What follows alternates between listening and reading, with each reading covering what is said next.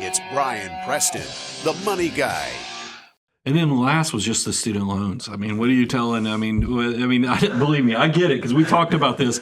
I had a group of high school friends up last weekend, and one of them I had to have a hard conversation with them because their son was considering going out of state.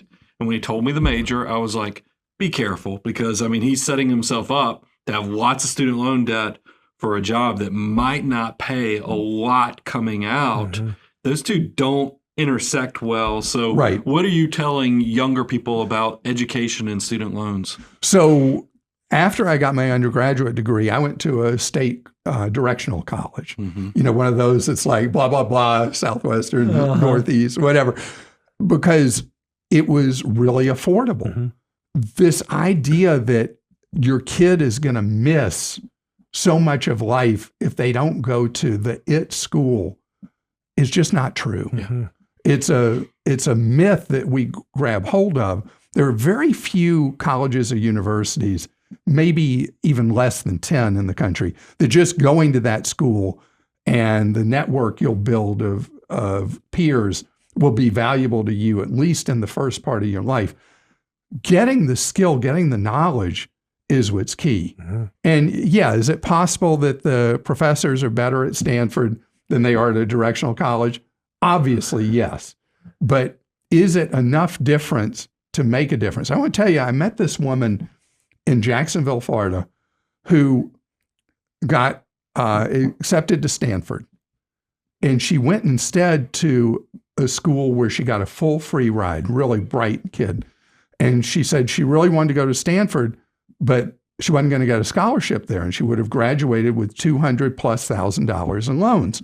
And she went to this other school that offered her a free ride, went through, had her education, had not a penny of loans. Yeah. What was the better decision for her overall life?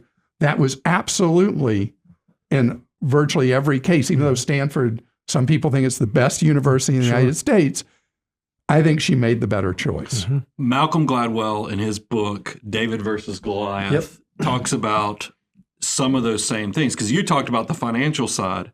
When I was reading Malcolm's book on that, I thought he made a great point, is that sometimes when you go to these schools, you are the brightest with everybody else who's the brightest. Whereas, and I know for my own children, I've watched when they get that glimmer of that they're really good at something. And there's something about confidence with success as well. And his point in the David versus Goliath was, sometimes if you go to that state school, you're on the full ride, so you're not having debt, but you're also rise to the top. You build a confidence that will stay with you your entire life. Whereas maybe you go to the Ivy League school or something like that, and you are one of many who are valedictorian and the brightest, that you get washed out and actually don't ever build that confidence because you have this false sense of where you actually stand because you've done this. It's kind of a contrarian view, and I love contrarian views because so much of money, you talk about consumer world we live in, and we know if you have a contrarian view and actually use it as a resource and a tool, you'll be so much better. All that is so interconnected. And there's awesome. Another point that is psychological as well. When you go to one of those elite schools, what you think life is and how other people live is like the people you're around, who are generally from affluent families.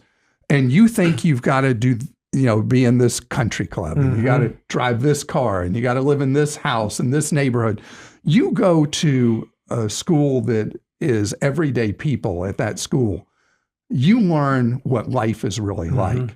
Yeah. And that a lot of people are struggling financially, or there's hardship in their families or whatever. You see life as it really is, not this bubble you end up in at one of these elite schools. I'm not saying that there's something wrong with the elite schools. I'm saying there's a lot right with not feeling like you got to spend yourself into oblivion and borrow money past your eyeballs to go to the school, because there's a lot of learning that doesn't have to do specifically with the classroom that you will get at what people might derisively refer to as a third-tier university, but you may actually have better lessons for life at that school than you would have at a second or first-tier university.